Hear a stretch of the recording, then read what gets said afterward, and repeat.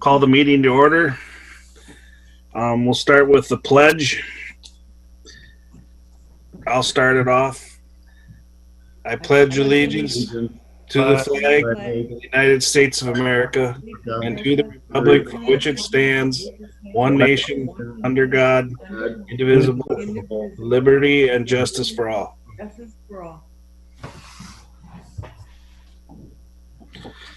Everybody's had a chance to look at the agenda. I don't know, Bob, have you been able to look at the agenda?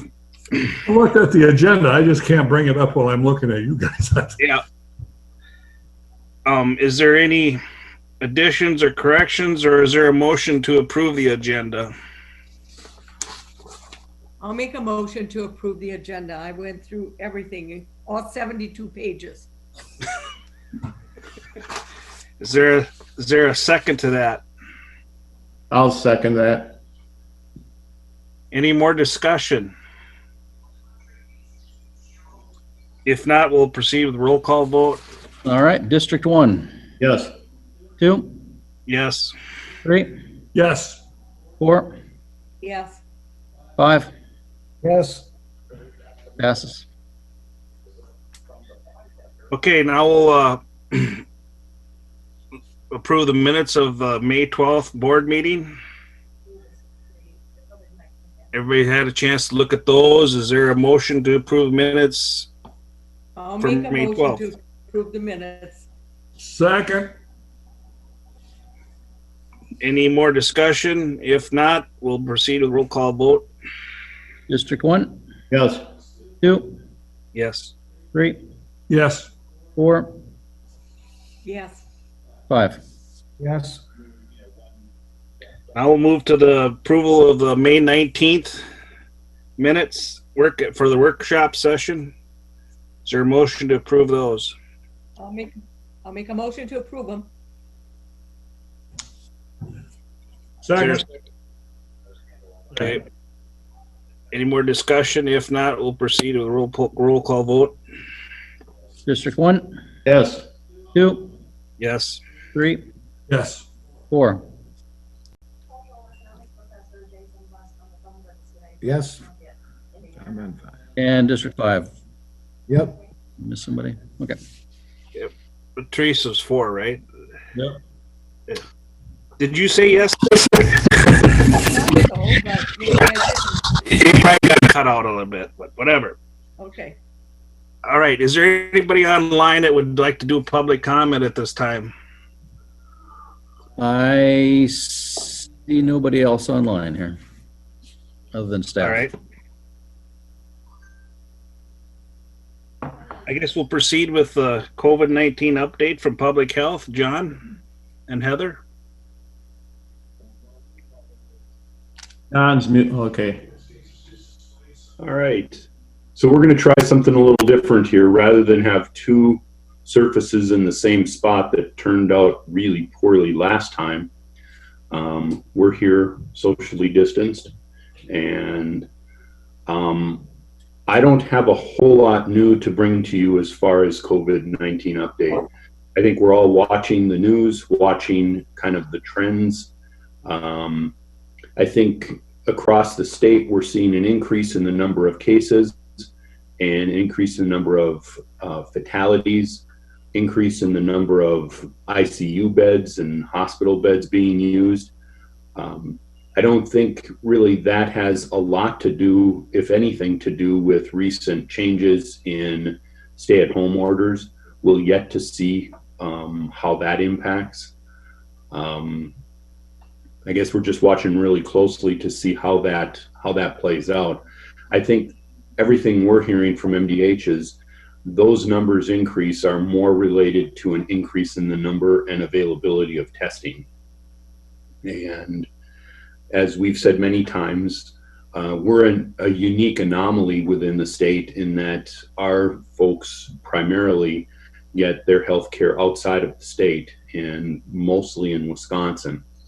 And so our numbers, I think, are artificially suppressed as a result, but it's really hard to quantify that. There are definitely places and pockets throughout the state where it seems that there is less prevalence of cases.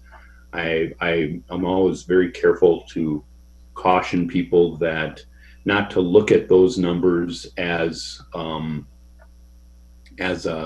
indication of risk in a specific place.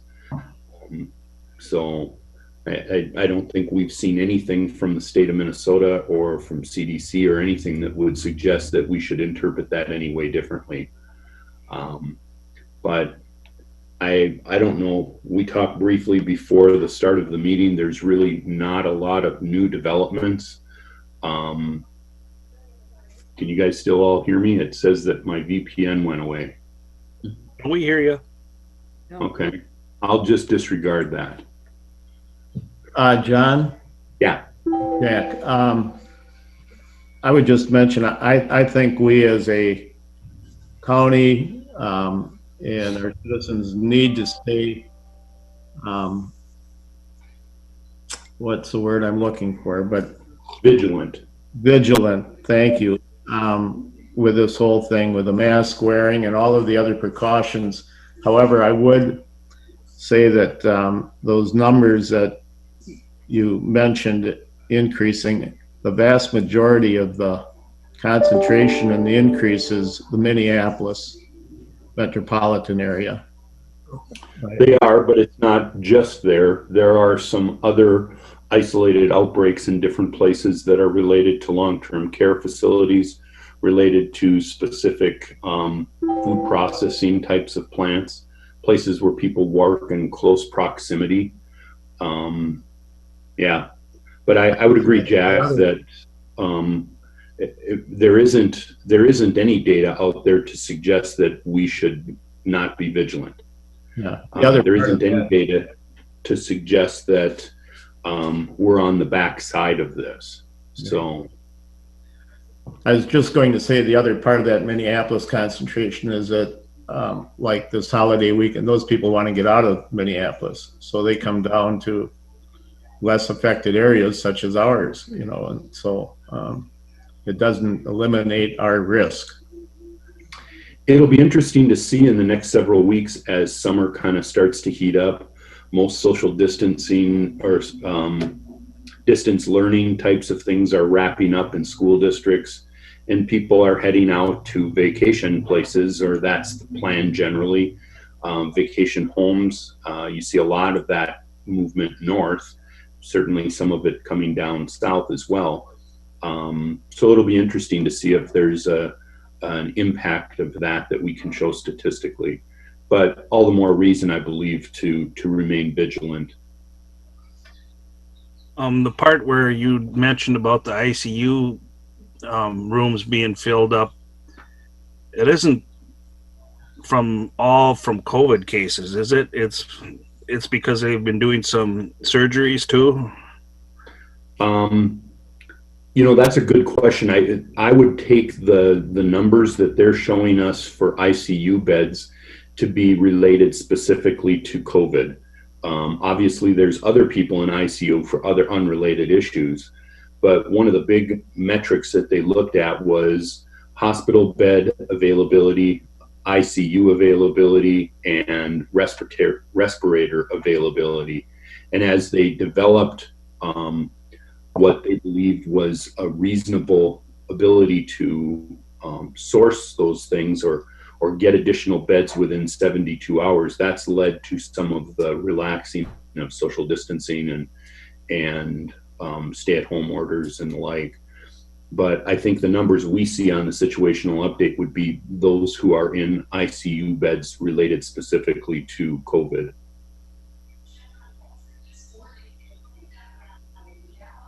Agree. Any other questions? We're more than glad to field questions. John, I got one for you. Have you seen the recent guidelines from CDC on the fact of surface contact? The new guidelines where they're saying that you have minimal chances of getting COVID through surface contact. It's more airborne, or is that something that's in the news that isn't accurate? there is a lot of back and forth on that. I have read some of that stuff. I think what I often refer to is a novel virus is just that. It's brand new and we're still learning. There's some indication that if you are in close contact and you've got infected hands or you touch surfaces or whatever, that the virus can stay alive on a hard surface for a period of time. But I think most of the information coming out now is saying that the primary mode of transmission is airborne, and it relates to being in close contact with people and being in close contact for a period of time. So that's where your 6-foot social distancing and using masks, if you can't maintain that, that's where a lot of that guidance is coming from. But I don't know, I think it's hard because you've all seen this too, that some of this virus has been politicized, and so there's questions as to whether certain data is factual or whether it's amplified or whatever. And you add to that the fact that we don't know everything about the corona or COVID-19 virus. We're still learning, and so things that were reasonable precautions early on, maybe we're learning they aren't as necessary now. And again, I think we're going to look back on this in the next several years and we'll have much better understanding. And there'll be things that we'll say, man, we should have done a whole lot more of this. We could have done a whole lot less of that. But I don't know that I've seen any evidence of anything being put in place to be destructive. It's just to be observe caution because we just don't know. So long answer to a fairly short question, but I have seen that the guidance on surfaces and surface cleaning and the potential of contact or contracting the virus on hard surfaces it's been a changing, moving picture. I think it still makes sense for the county to be vigilant in cleaning surfaces.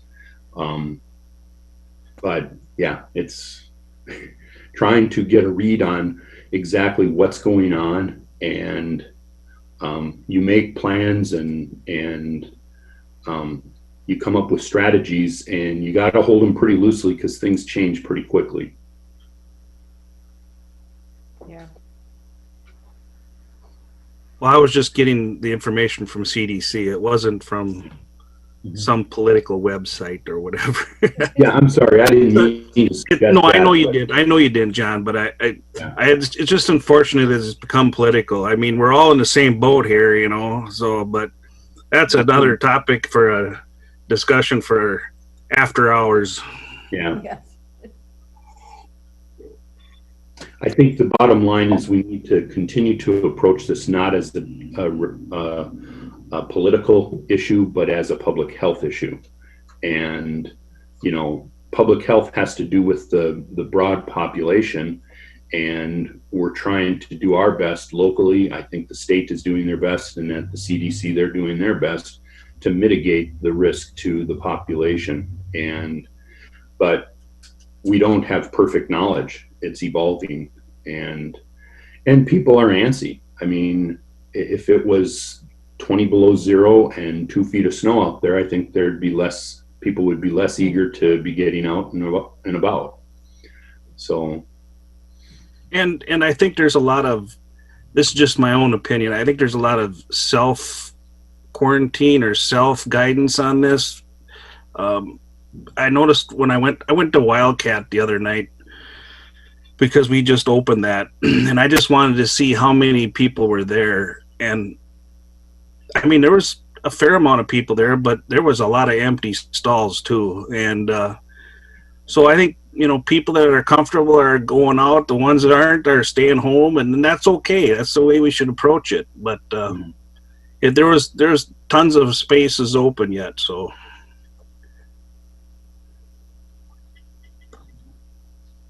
Just to add to that, Eric, I noticed on the river too, on one particular day, there were quite a few boats on sandbars. Two of the other days, it was very, very sparse.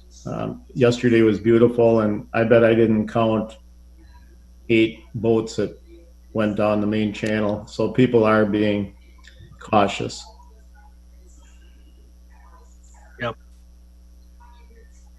That's good to hear, especially when you see the TV reports of other places where beaches and stuff are full of people saying, Yeah, well, there you go. It's all a news cycle thing too. So Since you brought it up, Eric, Wildcat seemed to be okay with our limited restrictions.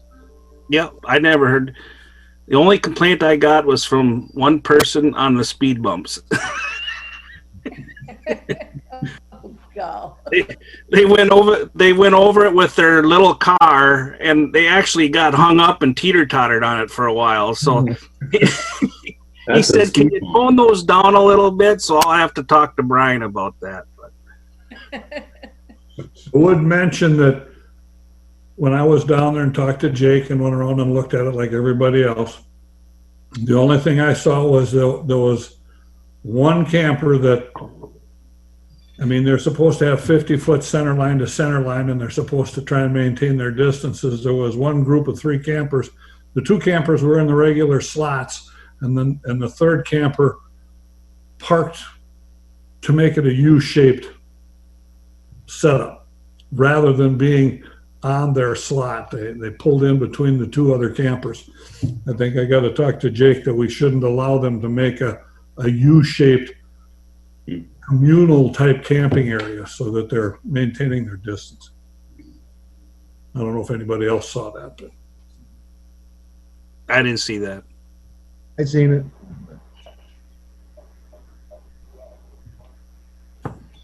Anything else, John, or any more questions for John?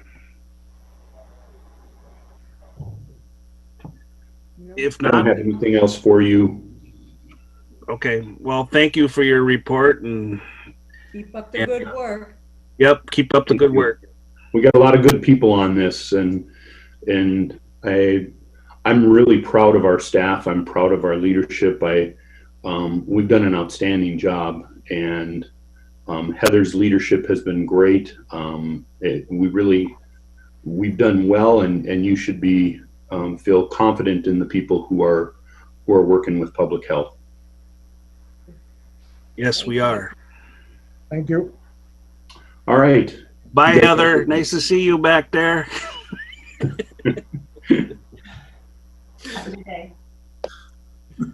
All right, we'll move on to consent agenda. Everybody's had a chance to look at the consent agenda. Is there any questions or additions, or anybody want to pull anything out on the consent agenda? If not, is there a motion to approve the consent agenda? I would move to approve the consent agenda. I'll second it. Any more discussion? If not, we'll proceed with roll call vote. District 1, Yes. District 2, Yes. 3, yes. 4, Yes. 5. Yes. Motion passes. Thank you. I'll proceed to action items. The first action item is consider approval of a search for a 67-day employee for facility maintenance staff for additional sanitation efforts due to the COVID-19 health emergency.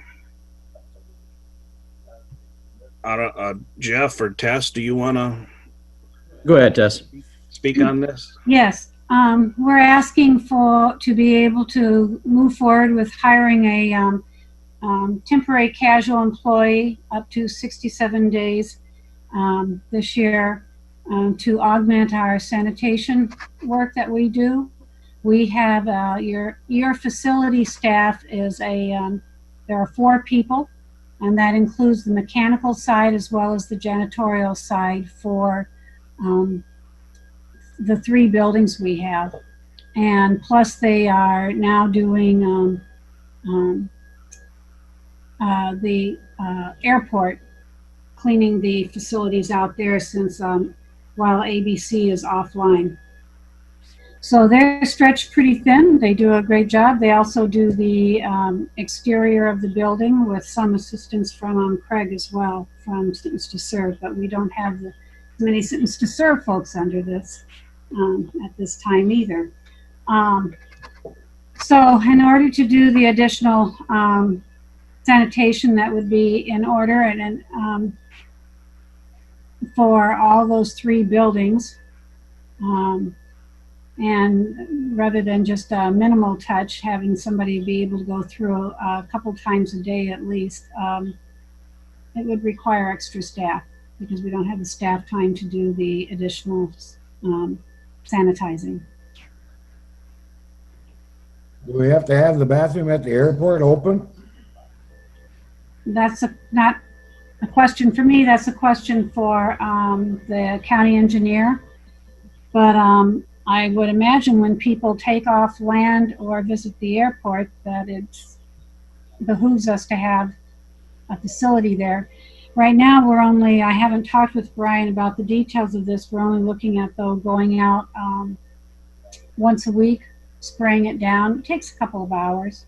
By the time you get out there, get back, call the equipment to do the wash down. I can chime in a little bit on that. We did have some discussion in the last week as far as do we need to keep the bathrooms open or can we close them? You know, when pilots land, they only have limited space to go to the bathroom, so you don't want to shut them down if you don't have to.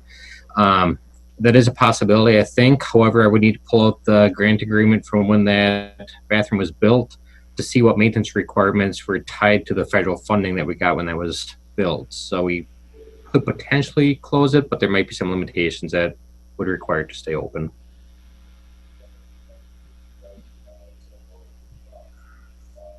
Since we don't have a vehicle out there that people can use to drive to town, if they fly in, the bathroom out there is the only site that they have for relief. Otherwise, we're going to be dealing with something else.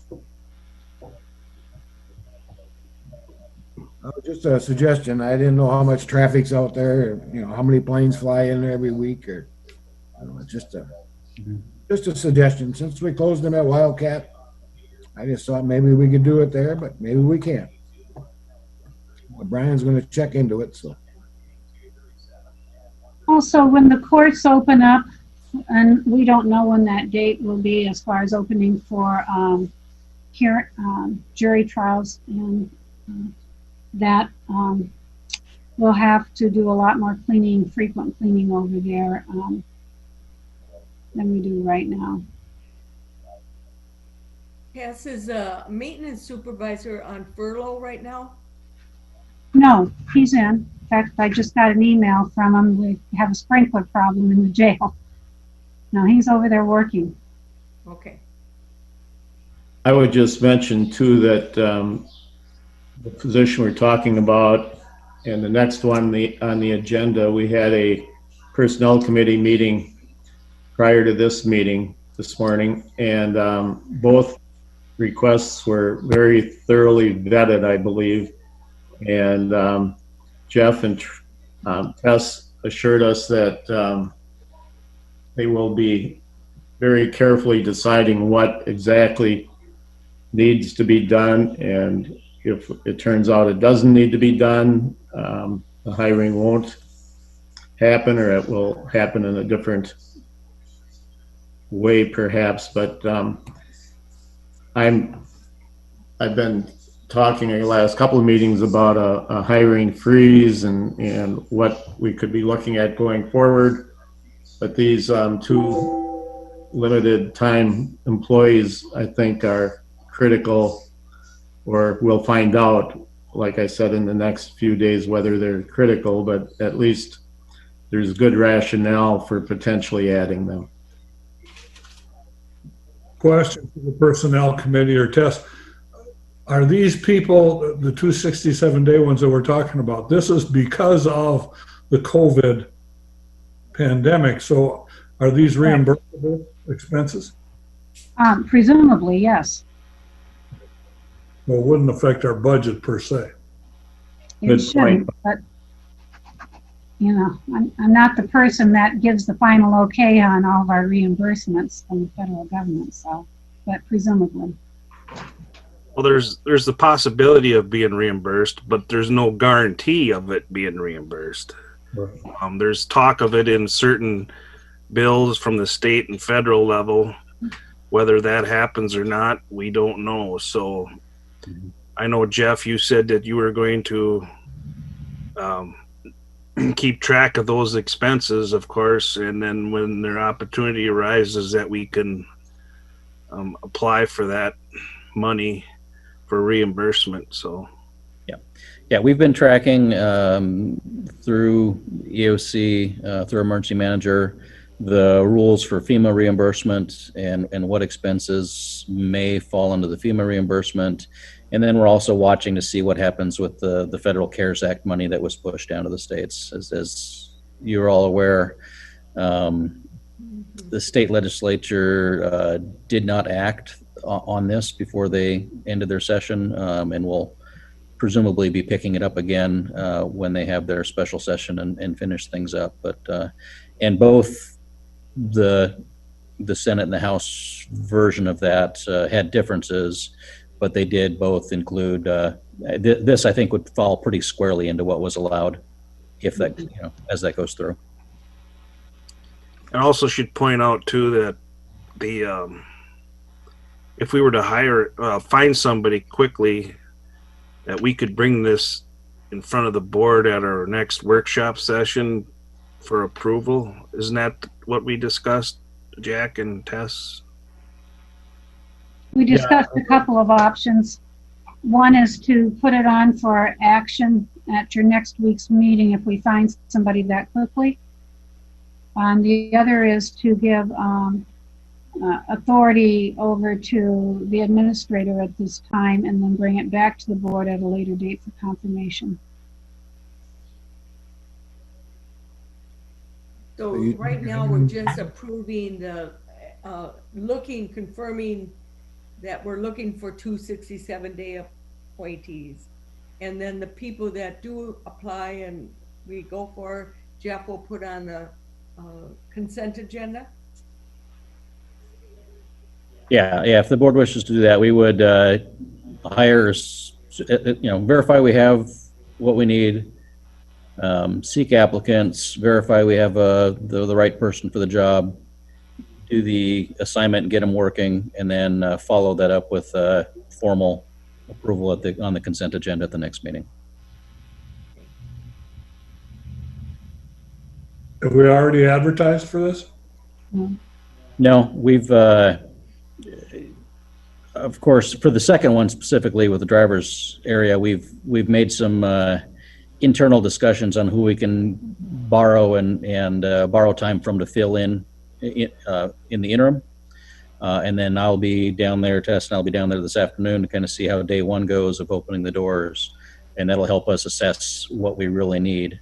And then we've made some, preliminary discussions on who we think we could reach out to for these, but nothing, haven't advertised them. Okay.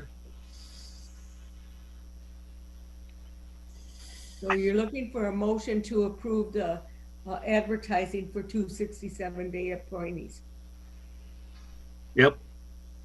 I'll make that motion. Is there a second? Oh, no, is that all? Oh yeah, never mind. You want to tackle them both in the same motion, or one? So We might as well. Teresa, you were intended for both positions. Both of them. We are talking about both. Okay. I'll second that. Any more discussion? Bob? Is this just for the advertising, or is if we get qualified people for the hiring? This is for the advertising. This is for the searching. This is for, a candidate, and then from there we would have put on a consent agenda or a special vote at a workshop. Is that right? Am I wrong on that?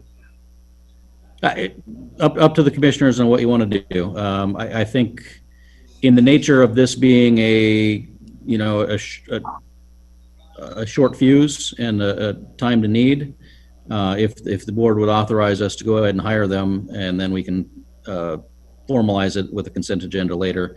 That way we can get somebody started right away.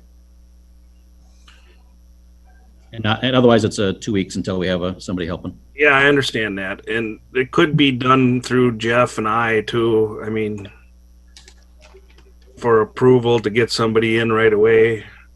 So then you all can chew me out when we're done. So I like that idea better rather than waiting until the next formal meeting. Advertise, find somebody, get approval from the personnel committee and move forward until we, on a temporary basis until we have a regular meeting. But that's fine. I agree with that, Bob. I go along with that, Bob. All right, and Teresa made the motion, so. Jack seconded. Yep, all right. Any more discussion? If not, we'll proceed with a roll call vote. All right, District 1. Yes. District 2. Yes. District 3. yes, District 4. Yes. District 5. Yes.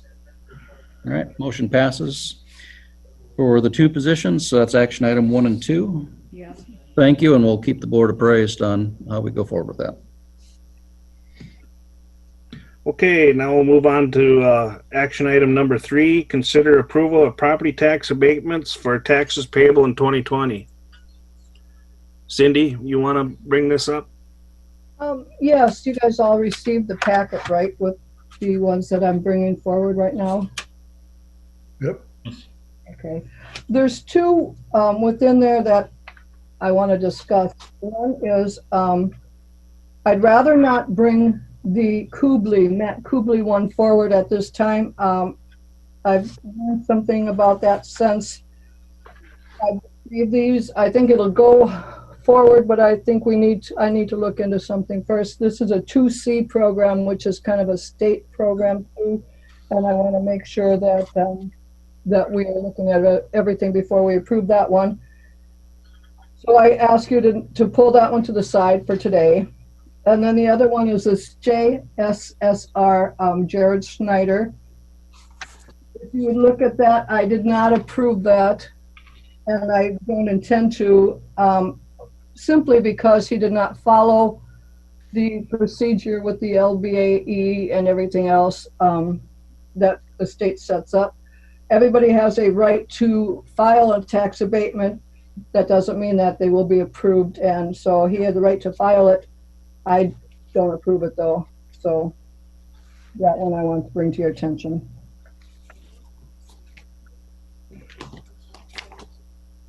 Okay, that was one of my questions on the Kubley one for 2C. What is that? What does that mean?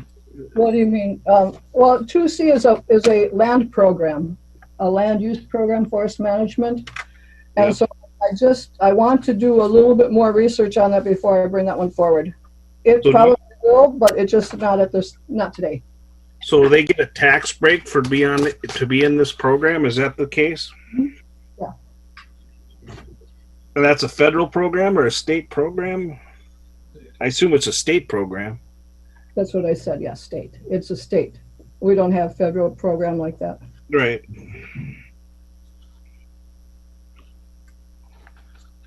And why was that, Jared, YSSR? It said you wrote a note saying it was increased in error and the owner brought it to your attention. So why are we not doing a rebate on that one? Oh, Would the rest of you like me to bring it up on screen so you can see his application? well, he didn't come through the right channels. You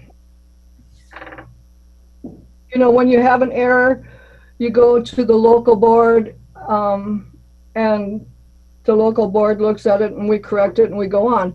When we don't do that and we just go, okay, yeah, you know, we'll make that change. If you remember, there's different types of errors. There are the subjective ones and the clerical ones. And I think that if you start crossing lines, then where do you end? you know, there's a process and we need to follow that process. If this would have been a fat finger extra zero, that's a different story. So which one is this one then, if it's not that? I'd have to go backwards and double check, but this was something that he felt was different, and I'd have to double check. I'm pulling it off, and I'm pulling the other one off for today. When I read the statement, it says value was increased in error. Owner brought it to our attention, error was corrected. Right. So the error for the future is corrected, but not for the past. Right. And so you have to kind of follow the, I mean, if we start saying, oh yeah, you can come in 6 months, a year later, and we'll start correcting things from 2 years ago and not following how the guidelines are set, where do you draw the line again? Where do you say, okay, we'll accept this one, but not that one? I mean, you're opening a can of worms. We have to follow what the guidelines are, I believe, and stick to it.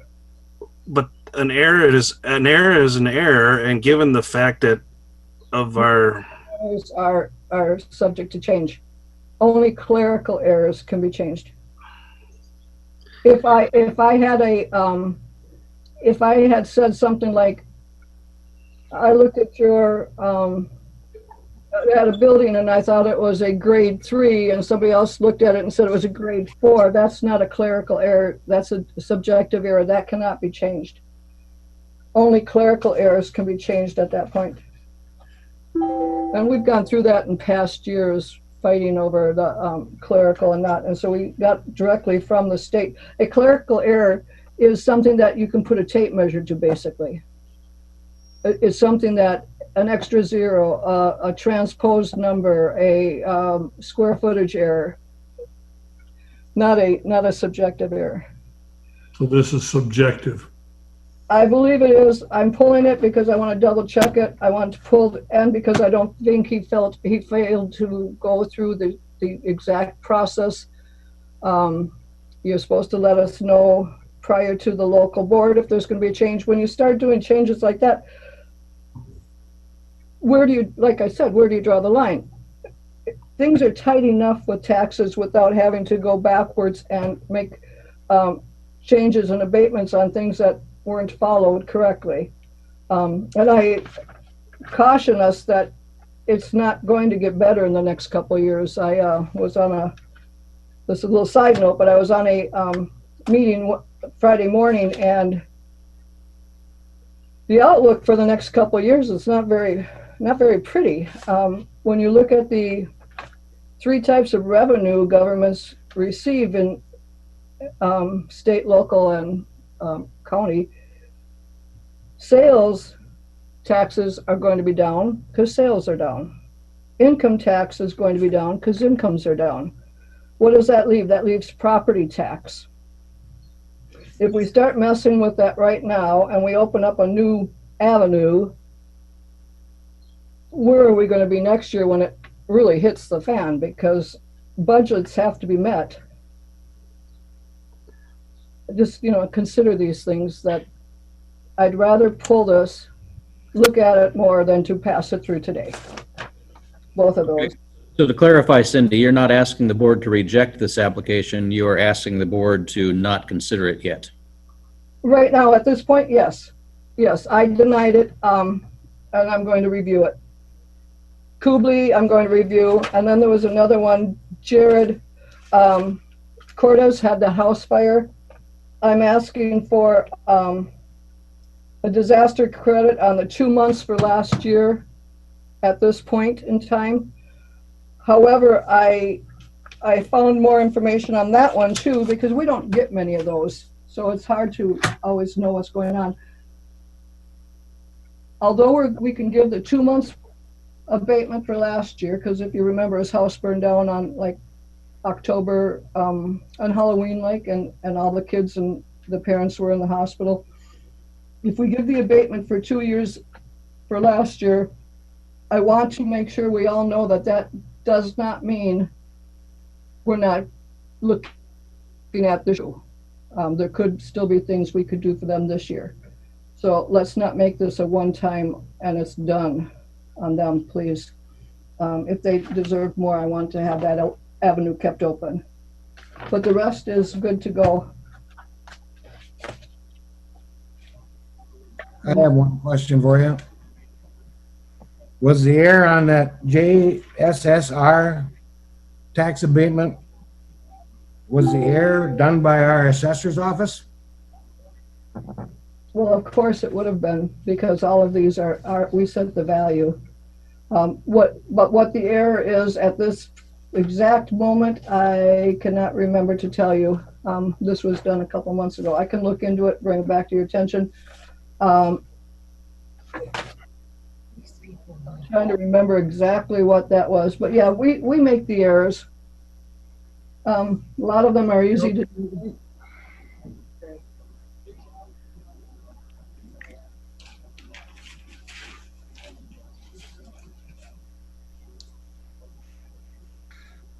So what you're saying, Cindy, is this will come back at a future date for sure?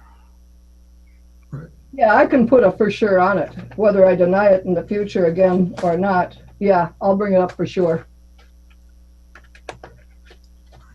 Well, I was just going to say, because of the new guidelines with the COVID thing going on and how the meetings were just conducted as far as limited, they weren't in person and all that. I think we should allow a little leeway. I know what you're saying, that we can't do it legally by the book, but I think we need to try to do our best in giving people a fair hearing, even though they weren't able to follow the guidelines, rules as they were implemented. I understand your point on that, but if you look at the date on this, it was January 20. He's talking about last year. COVID didn't come through until this year. So that would not follow under that. Another thing to remember also, COVID happened in March. Our values for this year were set January 2nd of this year. Anything going forward is for next year. So any changes from the COVID and that is next year's issue. Our assessment year ended January 2nd. So all our values were set for that. Everything was January 2nd. Yeah, and so in Mr. Schneider's case on this application, the board he should have been at to address that value was April of 2019. Exactly.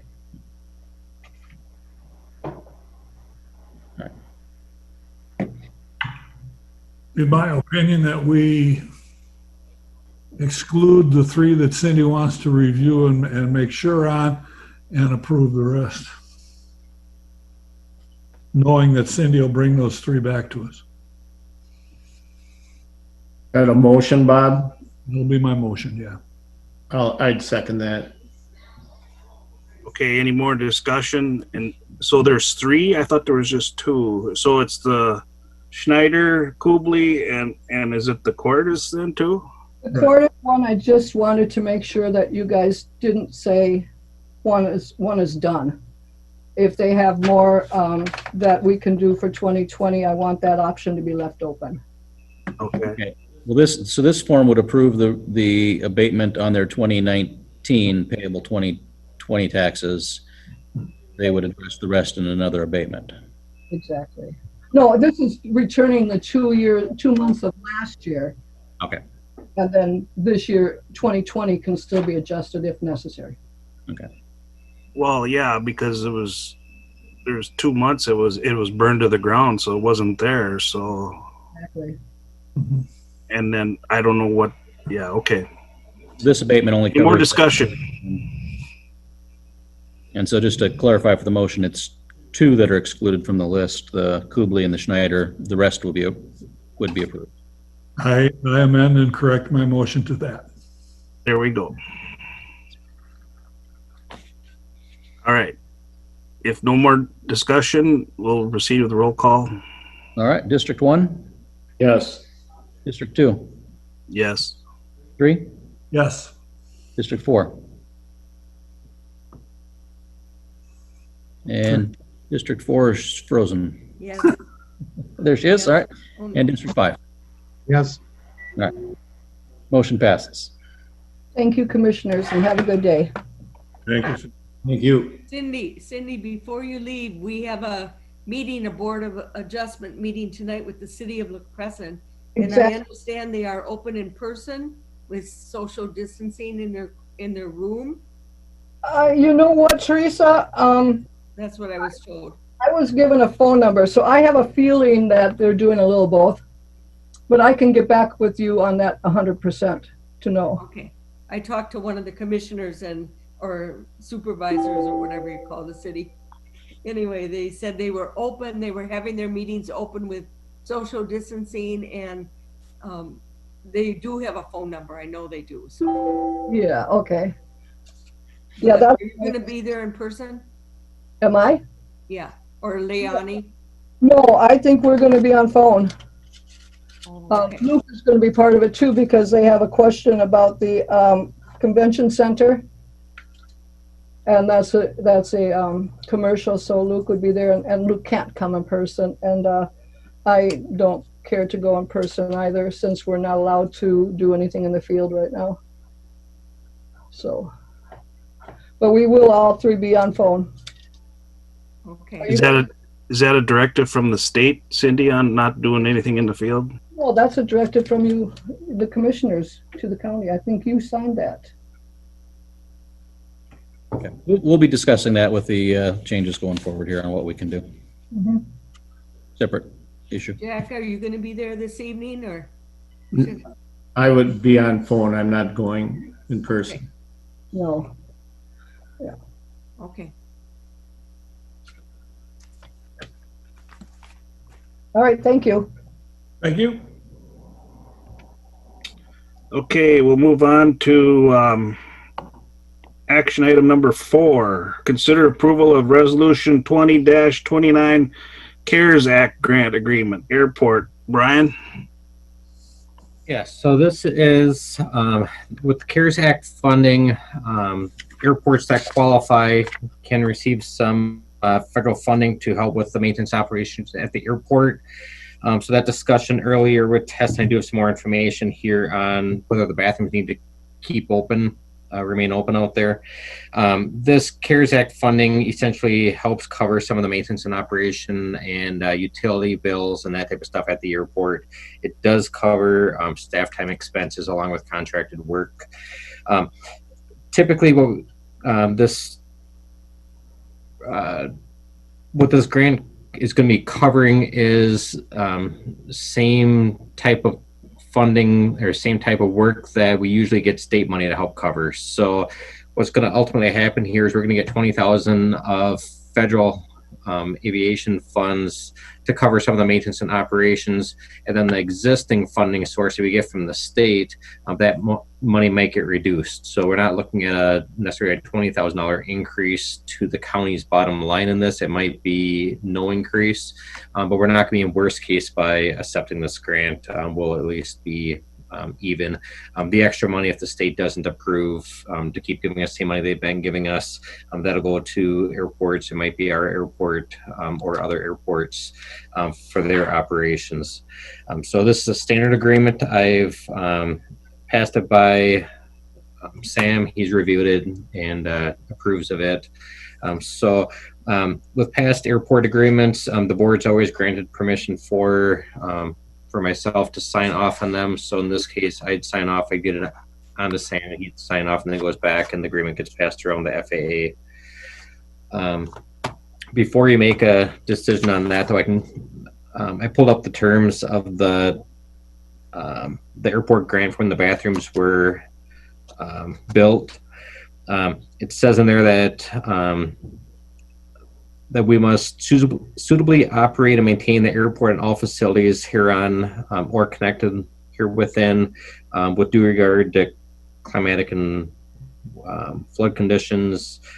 Any temporary closure, we need to have first approval by the secretary, but then it goes on to say nothing contained herein shall be construed to require that the airport be operated for economical use during temporary periods when snow, flood, or other climatic conditions interfere with such operations and maintenance, and then goes on to act of God or other conditions.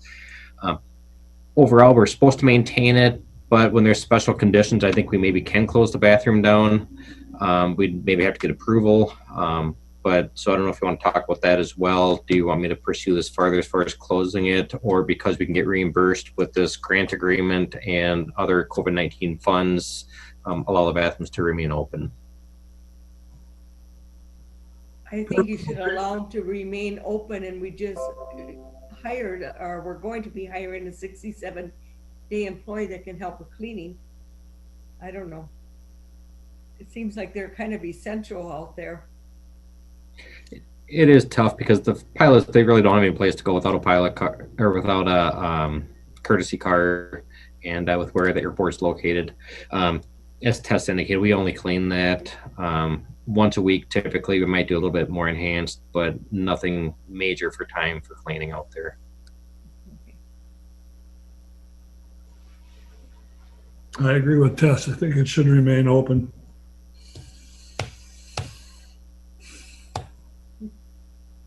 Do you need a motion on that?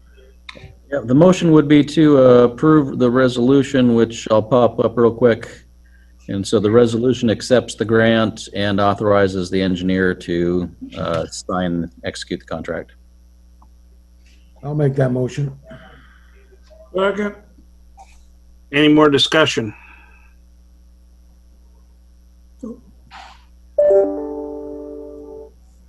If not, we'll proceed with a roll call vote, and hopefully Teresa's still on. All right, District 1, Yes. District 2, Yes. District 3, Yes. District 4. Teresa. Yeah, we appear to have, and now she's gone. Okay, and District 5. Yep. So 10/27, 24, excuse me. Just a note that she's not out. And motion passes, so, sorry. Okay. We'll move on to, He's coming back. yeah, let's wait for Teresa to get on again here. Close. We saw a flash. There we go. Are you back, Teresa? Was it just me? Yep. Oh, my whole thing froze up totally and then reconnected. But I'll Okay. make a motion to approve the CARES grant application. Okay. When you were off, we got that passed, so. Oh, okay. I don't know why it just went dead. And Yep, that's technology for you. So, That's We a passed Skunk it. Hollow issue. what was that, Jack? That's a Skunk Hollow issue. no, Andy just fixed my computer.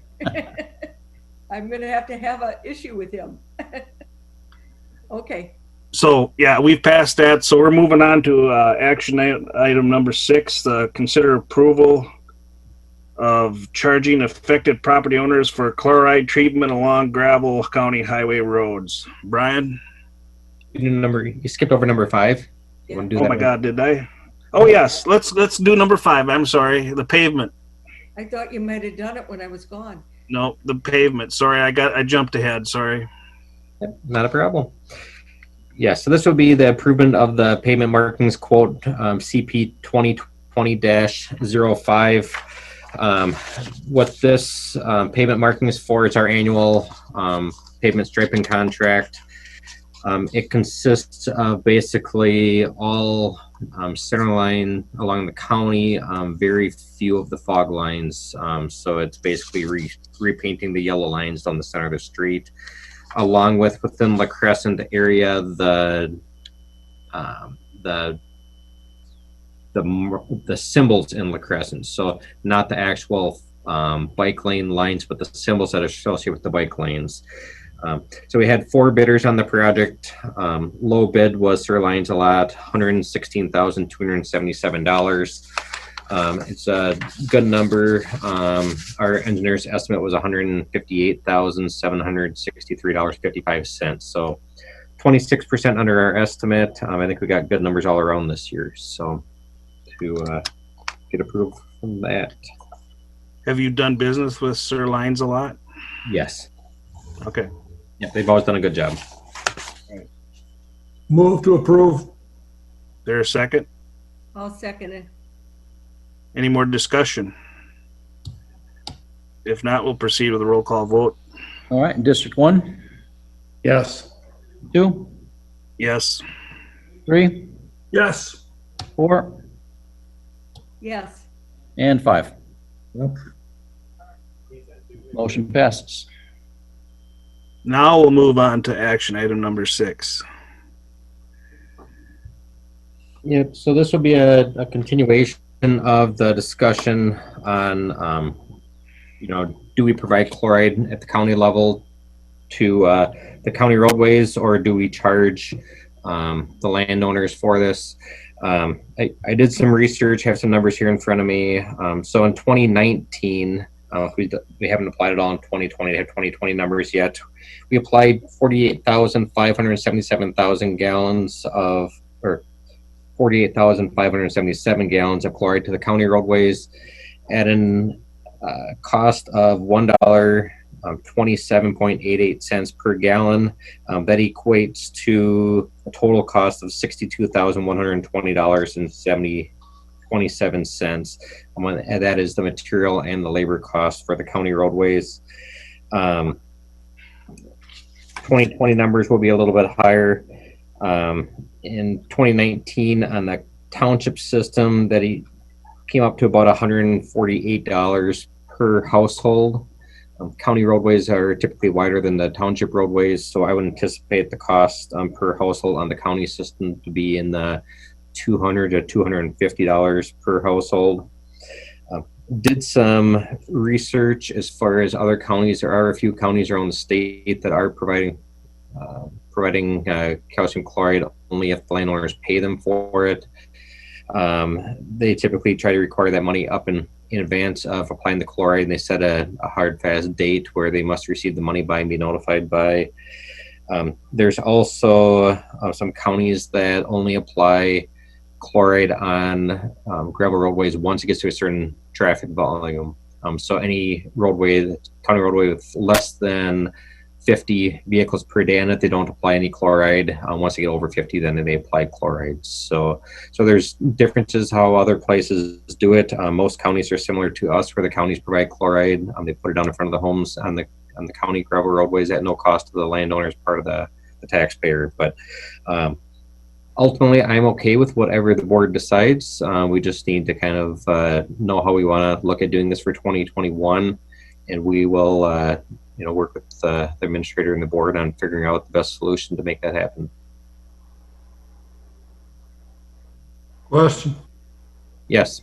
On the chloride that we provide on the county roads, is that just in front of the residential properties, and does the county decide who gets it, or do the residents ask for it?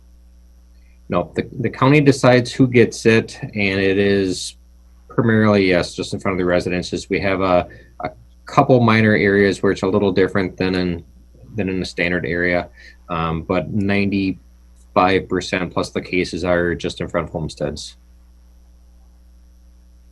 but isn't that a service we do for our county taxpayers? At Yes. this time? And Yes. if we do make a change, don't we have to have a public hearing? I believe we'd have to have a public hearing and set the cost. What some counties are doing are setting a cost, with different prices for different lengths. So maybe you have a $250 price range for, a 200 or 250 foot frontage, and then you jump that price up for a longer distance. But yes, I don't know that can be set today. I think we do need to go through that same process with all the other county fees. No, yeah, we have absolutely, in order to assess the fee, it does have to go to a public hearing first. It was kind of playing with how to word the motion or the recommendation for the motion for today. And essentially it's to, if the board wishes us to initiate that process and determine what those fees would be and how we would pay it, and then come back with a public hearing for a final decision on the fees. Couldn't we include that in the same public hearing for all the other fees too? That Yes. we do? Yeah. Yep. So so we do the county roads right now at the cost to the taxpayers, which they're already paying for. If we decide to assess them a special fee, then these taxpayers could say, no, we don't want it done. Correct. It's their option. They don't have to have chloride. And this will not change the way the townships do it. I mean, like in your case, Greg, the township charges the landowner. In some cases, the townships just absorb it as part of their fee. So that wouldn't change the way that's done for the townships. This is just the county roads, right?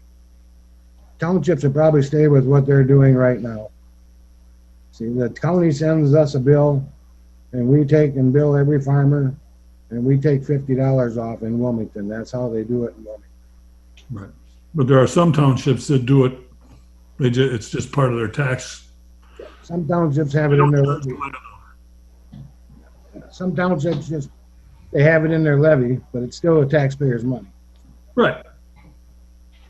Yeah, this is just for the county roads. Nothing's going to change for the townships because we already charge the townships. So, I'm pretty sure none of the people that live within the cities in Houston County are going to be against that idea because none of them get any chloride.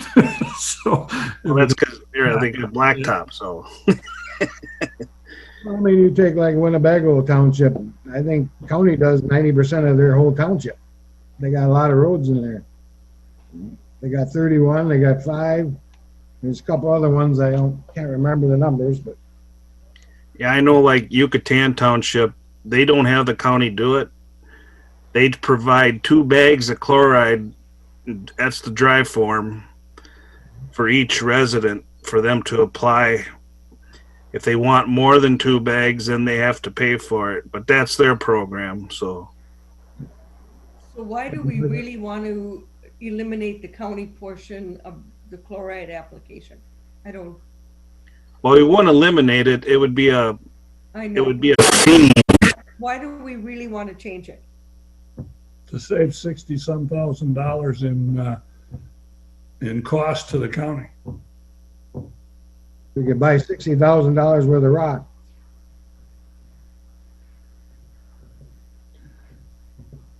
And I don't think it's a question we have to decide today because we have to put it on a public hearing. We just have to decide if we want to put it on the public hearing so that people have an opportunity to voice their opinion. And that would be fine with me if we brought this to a public hearing and we could hear from the public on what they feel would be the best option. Well, I'll make a motion to have a public hearing or move forward. Motion's been made to bring this to public hearing. I'm assuming with the same hearing for the other fees. So it'll just be an addition to that. And that's usually held when? When do we have that? August or? We have that in August because we're trying to, do that in conjunction with setting the budget and, getting that established. So we'll try and do it in August timeframe, early in the budget cycle. Last year was the first time it had been done in several years, to my understanding. So. Okay, is there a second? Or motion's been made? Is there a second? I'll second it. Any more discussion? I think it's good to have the public input. Yep, I'm fine with that. I We'll think proceed. we lost- Anything? Go I ahead. think we lost Commissioner Miller. He appears to be frozen here, Tim. No, he's still there. He's here. Okay. He sits very real still. still, he's perfect at this thing. I don't know how he does it. We're all fidgeting around and he's just sitting like, you must be I don't know how you do it, Jack. You're just calm as a cucumber. My alarm's not working. All right, we'll proceed with roll call vote. District 1, Yes. District 2, Yes. District 3, Yes. District 4, Yes. and District 5. Yes. All right, motion passes. All right. Number 7. Number 7, the biggie.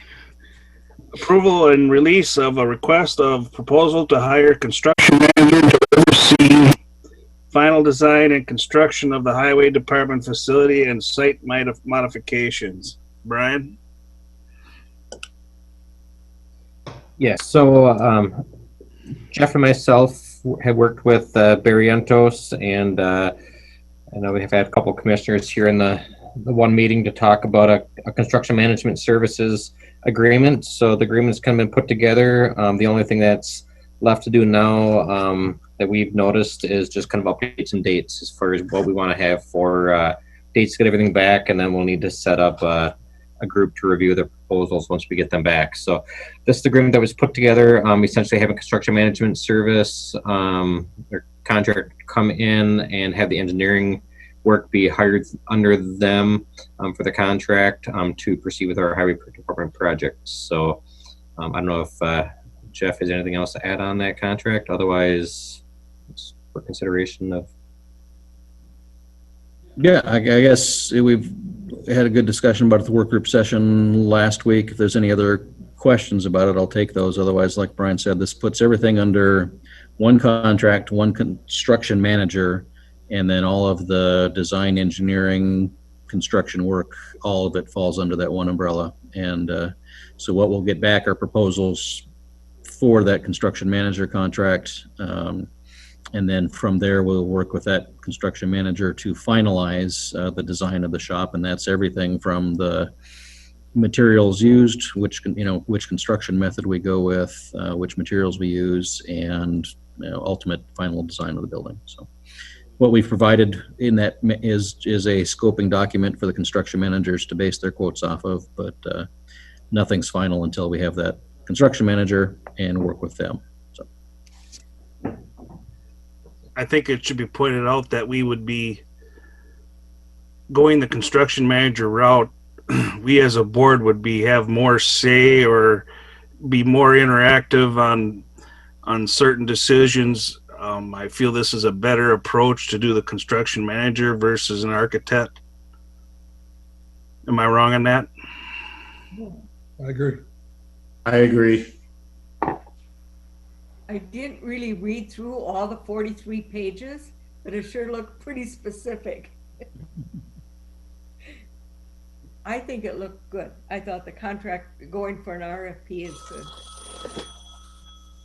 I think the other aspect of this goes to what Jeff had said as far as the ultimate design, but ultimately it's the cost Yes. that they come with. The design is fine, but the ultimate cost is going to be the big issue. Yep, I agree. Yep. Yeah, and so again, the contract, we used the designs that were developed with Barrientos Engineering, and those lay out what we're looking for as far as facility size. They discussed a couple of construction methods, but it does specify in there that our design right now is precast concrete, but we are considering other things. So hopefully when we get those proposals back, they'll delineate and say, we can build it for this much as precast, we can build it for this much as metal, and we we back up the idea that one is better than the other for these reasons, and so we'll be able to look at that when we get our proposals back. So right now you're looking for a date to have this back by. That's the only part I saw missing on the application, right? I mean, the RFP. Yeah, we just left those blank until we had the permission to go forward. So once, assuming a favorable vote, we will finalize those dates and get it printed and distributed. So what is this construction manager gonna cost? Or what's his salary, or how does that work? All part of the proposal. Yep, they'll put a proposal back. It can vary greatly. Right. Bob, We heard from you, Eric. Jack, you're on the committee. What do you got to say? I'm in favor of this. So I kind of pushed this weeks ago to go this route. Good. And I would echo what Bob said, that the ultimate decision on this is going to be what kind of a cost does it come back as. and it should be noted that we put a cost estimate in there, so that's going to dictate material used, size, square footage. So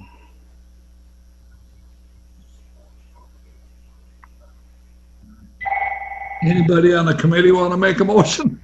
Somebody on the committee should make the motion. I would make a motion to approve moving ahead.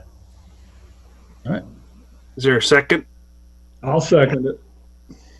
Any more discussion? If not, we'll proceed with roll call vote. District 1, Yes.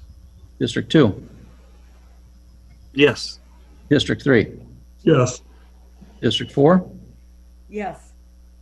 and District 5. Yep. Motion passes. Alrighty. One step closer. Congratulations. It's only been 25 years or whatever, but I know. 95, as Brett always said. One step at a time. okay. Discussion items. We'll start with Teresa. Did Jeff have anything before me? Oh yeah, Jeff, you wanted to administrative update, so we can just do yours first. Okay, no worries. You've already heard a lot about the discussion on opening up downstairs and things and what we're doing to hopefully have some extra help. But just in summary, in order to balance starting to bring people back into the building customer-wise and doing those face-to-face things that we haven't been able to do, and yet still be able to offer a number of those services either through the Dropbox or mail, we're opening the facilities up in a limited capacity right now to start. And so the courthouse facility here, the old historic courthouse, will be open from noon to 4 for appointments. And then the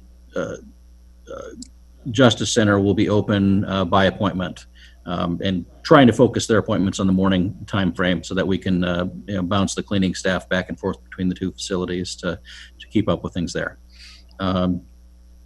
We'll give this a try. I don't, there's pros and cons of opening up all day versus opening up for a limited set of hours.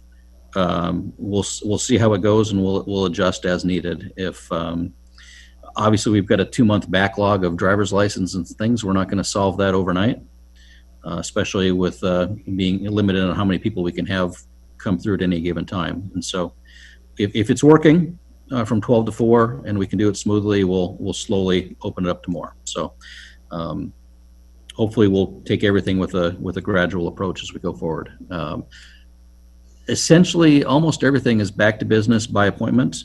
With driver's license, we're still not doing driver's testing here, and that's something that the Rochester office will determine when they're ready to go out and do testing at other sites.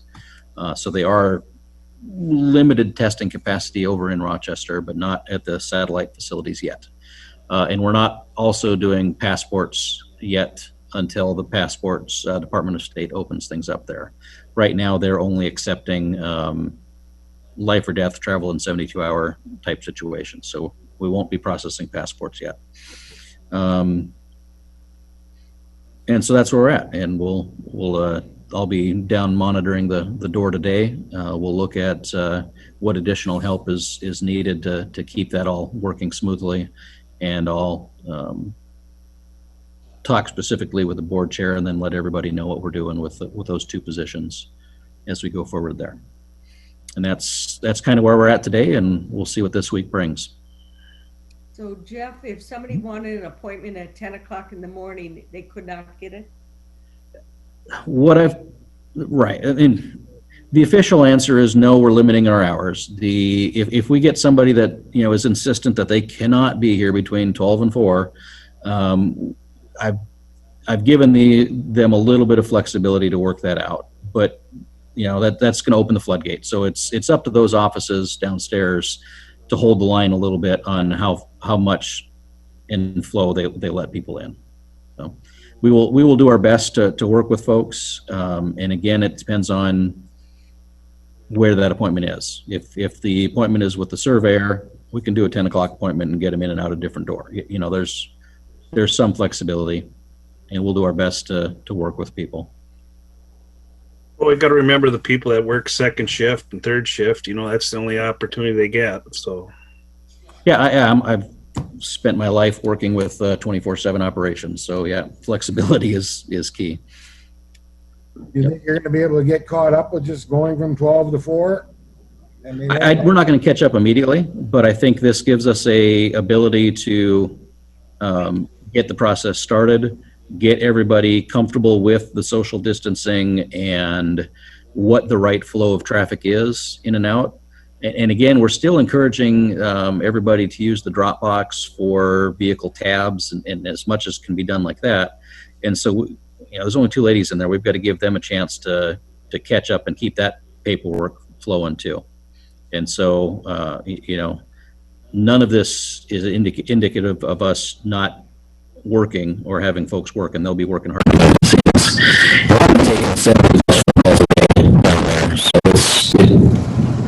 That takes time too.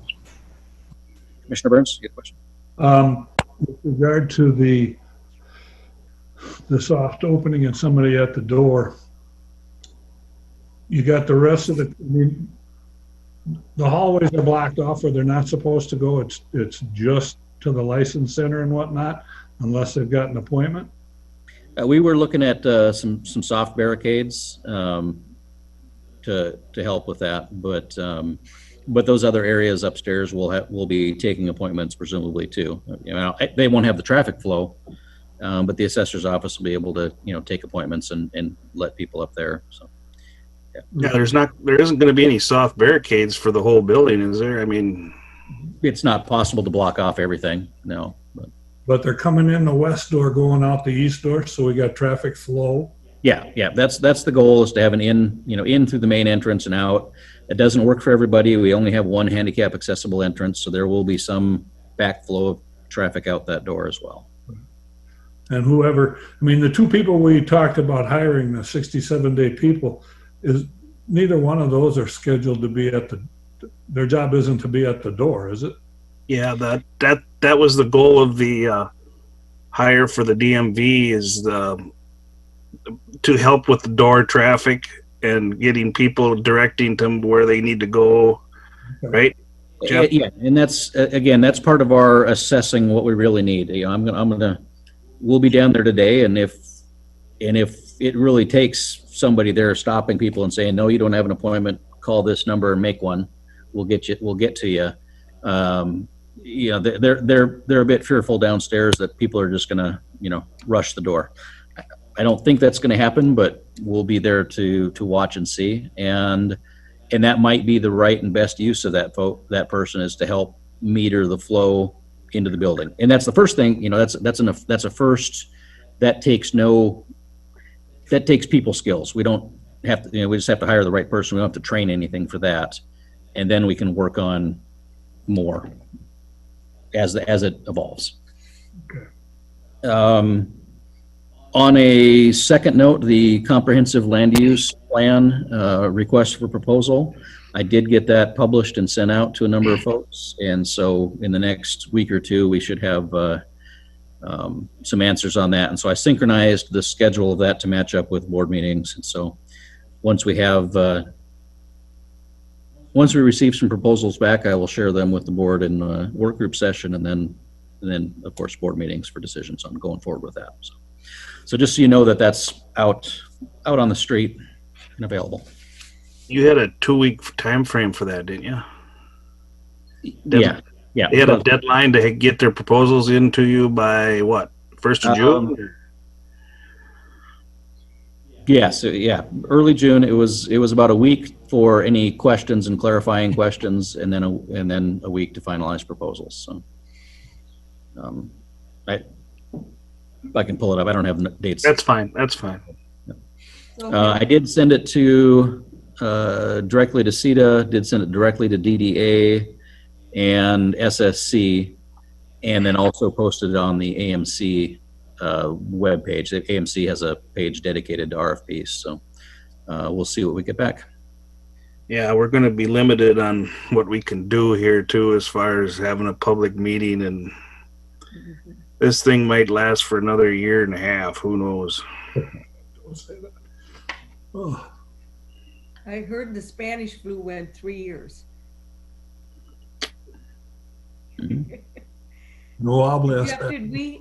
Jeff, did we post or publish about the noon to 4 hours for the courthouse?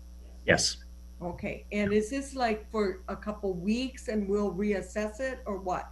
Yeah, we're going to watch it this week, see how it goes. I'm thinking 2 weeks, and then we'd probably be open up to more hours. But again, we want to watch and see how this goes, and balance, again, balancing social distancing, cleaning, employee availability, and all of that to keep things working smoothly. Are we requiring masks? We are highly encouraging them, yes. And we are directing that if staff is in contact, if social distancing can't be maintained, staff should be wearing masks. Yeah. We're not going to provide masks at the door. We have a limited supply, and I'd be happy to provide cloth masks. We can track some of those down. I think we're starting to be able to order masks in bulk now, are we not? Yeah, the supply chains are starting to open up again. Yeah. But to answer Bob's question, we're not requiring them. We're just encouraging them. Yes. Yeah, strongly encouraging. We have, in fact, they should have been putting all the signs on the doors this morning. They were printed and waiting to get laminated this morning. So signs on the doors will discuss the hours. We'll discuss by appointment only. We're not going to physically medical screen people coming in the door, but there will be a sign on the door that says, if you have been sick, if you think you're sick, if you know somebody who's been sick, please consider rescheduling your appointment until you're not sick. So, Are these signs on a regular piece of typing paper? yeah, they've been laminated and will go on the door.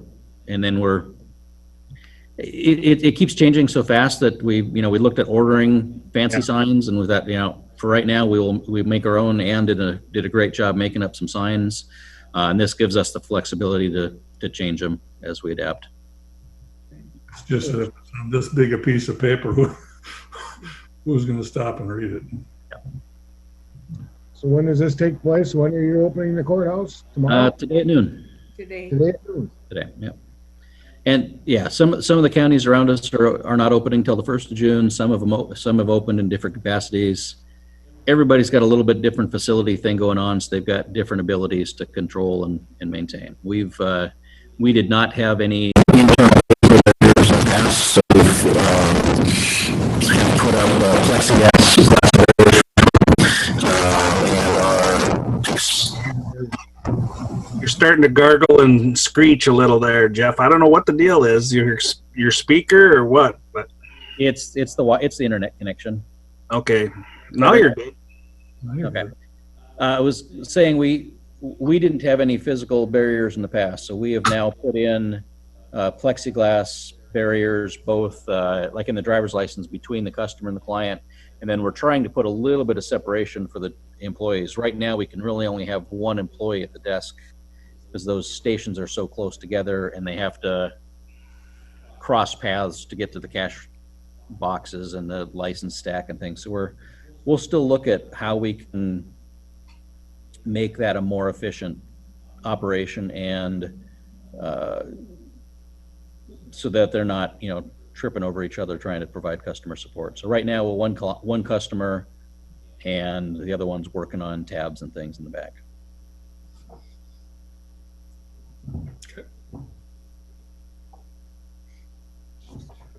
Is that it? I think that's all I have. Well, you can, if you think something else, you can always chime in. So, I'm sure I will. Teresa, Okay, I have a reminder, next Monday is our district meeting. We'll be getting information on how to get involved in it. It's 9 to 11:30, according to the agenda they sent out previously. Zoom meeting again, or WebEx, whatever they come up with. I had an EMS meeting. As you know, they're essential services and they are busier than ever, needing a lot of PPE, what do you call it? Protective. PPE. yeah, PPE. Anyway, and they are going to be asking for the same request of funding from each county in our region, the 11 counties. They will send it to our administrator for consideration for budget for 2021. They are, they said the hospitals in Minnesota are ready and they haven't had any problems with that because of all the precautions we have taken as people in the region. They had to cut back on their office staff because of course the other employees are trying to answer the phone, but they aren't doing the CPR trainings, EMS trainings at this point, except over the internet. They'll help that, but they can't do that CPR training over the internet for the most part. So that'll all open again in June as far as limited classes again for all our EMS people.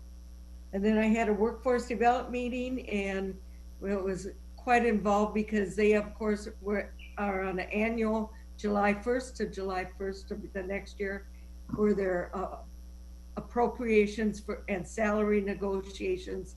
And the board, the 11 county board again, went with a 0% increase on wages for this year, but we will reassess it in fall again because workforce development is probably one of our busiest boards there is, with all the people without jobs now looking for further training, looking for different jobs. So they are extremely busy.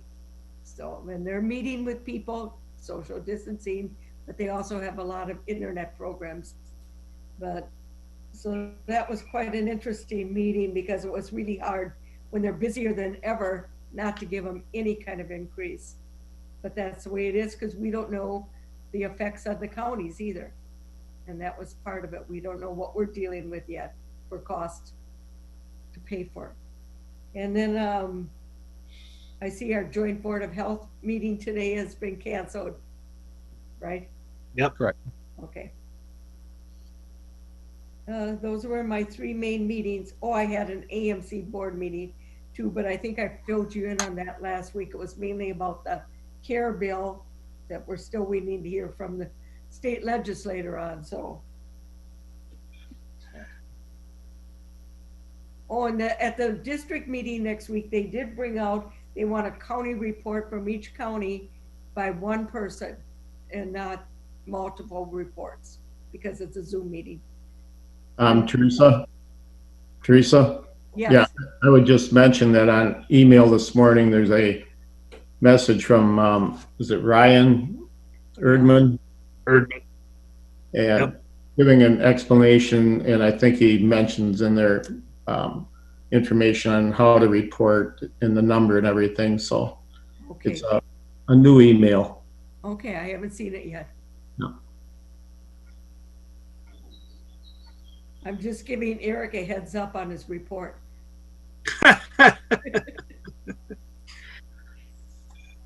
That's all I have. All right. Bob? All right. I listened to an AMC webinar last week with regard to various funding issues and the like. Of course, everything is down because of the COVID and all that. The biggest thing that concerned me about all of that is that the state is currently projecting a $2.5 billion deficit.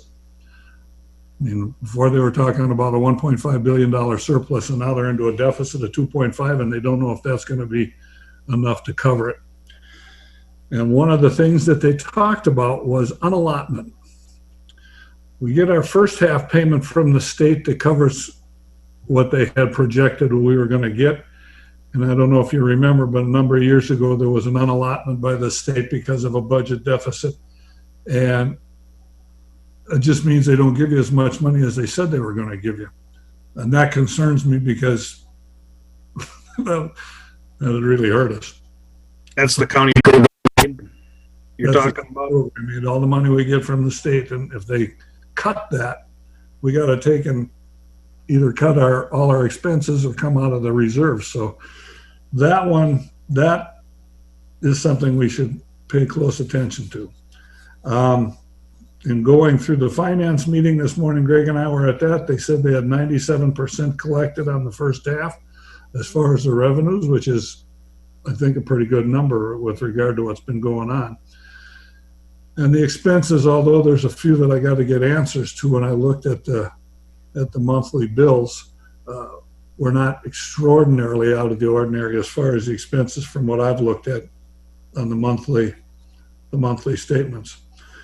The Wildcat Park, we've talked about that a little bit already, and Mabel's canceled. We talked about that.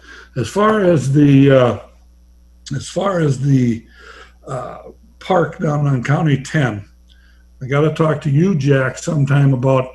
They're making the sign for it that goes up that says it's the Robert Botcha County Park and all that, but we have to have a list of regulations. No motorized vehicles, no overnight camping and the such. So I got to talk to you, Jack, about what we're going to have on that regulation list. So I'll give you a buzz and we can talk about that.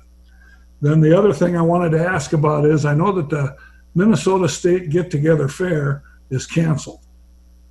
So is the Houston County Fair canceled? If it's canceled, do we get the money back that we pay them towards the fair? I mean, We haven't paid anything toward it yet. okay. We haven't done that. We haven't done that yet, and it has not been canceled yet either. They had their meeting before the state fair board canceled theirs, and they at that time decided to keep it open and wait and see attitude. So as of yet, they haven't canceled. Yeah, I listened in on their meeting, and they very, very positive attitude about things. From 4-H extension perspective, they discussed kind of a whole range of things that maybe they could resurrect. You know, if it got canceled, could they still do, a drive-by showing of their cats, dogs, and sheep? And, so they discussed some options for maybe there's some in between on there. One of the big factors will be whether or not their carnival vendor even comes up here. They've been in contact with him. He wants to still come to Minnesota, but it will depend on how many local fairs get canceled. He's got a, $15,000 expense just to get everything from Louisiana up to Minnesota. So he's got his bottom line on how many cancel and how much is affordable to come up, even if some don't cancel. So they took the approach of wait and see and are continuing to watch. But to the funding questions, I'll talk to Carol afterwards, and I don't know the answer to that one. Just as an FYI, the Ag Society does receive their appropriation, $20,000 in January. So they have received that. They also received the additional $4,000 for providing the financial information from last year. And it's not just for the fair. They have, their liability insurance and that. So it'd be taking a look at more. It's not just for the fair. I think. And they have received the $20,000 for this year. I think Bob was talking about that extra money that we were going to use from the extension budget toward the fair. No, and that one hasn't been. That's not what Bob was referring to. He was referring to the 20 and the 4. Oh. Right, Bob? That's right. Oh, okay. I misunderstood that. So, but Teresa, you brought up a good point on that. That was for was it like $3,900 that was going to be used for an internship? Right. That we were gonna use instead for the fair because we didn't get the intern. Yeah, to help with Rebecca at 4-H. But yeah, But if that that's won't- not going to happen, I think we should be able to get that back, right? We haven't paid it yet. Carol? You didn't actually vote to do that, did you? No, There was No, a we did- suggestion to do it, but you didn't vote to do that. Exactly. Right. Right. I got one last thing. Absolutely. I have an appointment at 1:00 to come to the courthouse Yep. and get my papers for, to run for the District 3. Because that sign-up registration for candidacy is done on Monday, what is it, the 1st? Yeah. Second, Is it this Tuesday, the 2nd is the last day? Okay. Yes.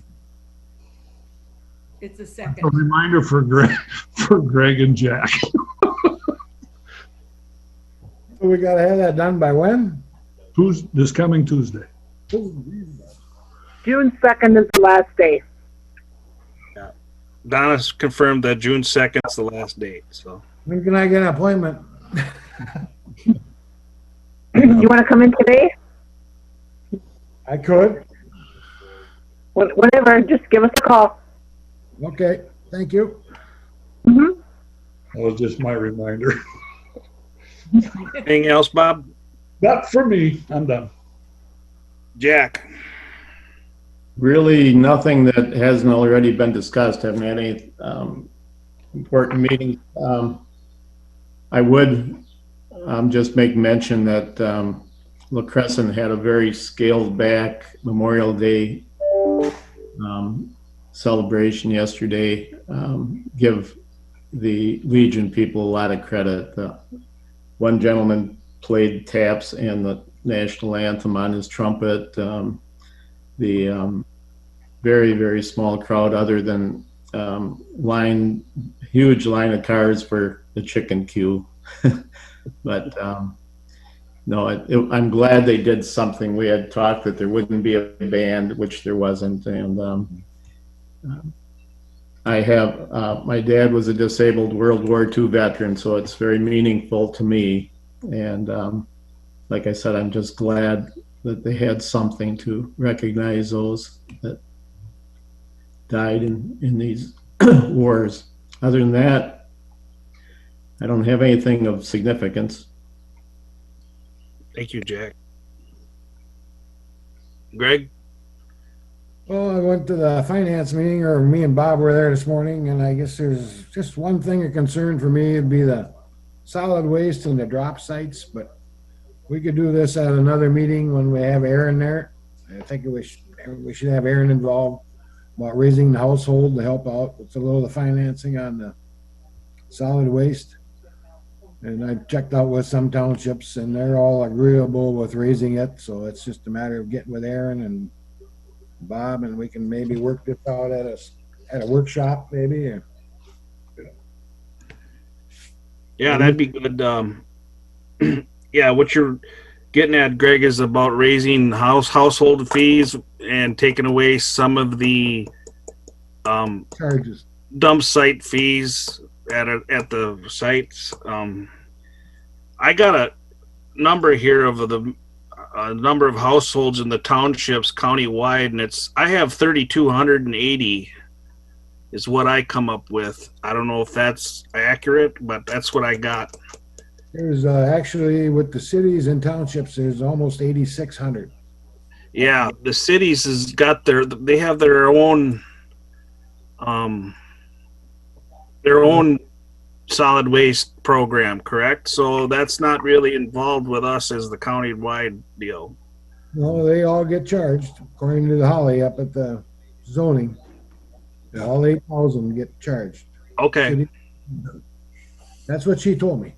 Yeah. That's correct. They do. So I just think we should maybe put this at the next workshop and get Aaron involved and see how we can go at this and maybe help out a little up in that area.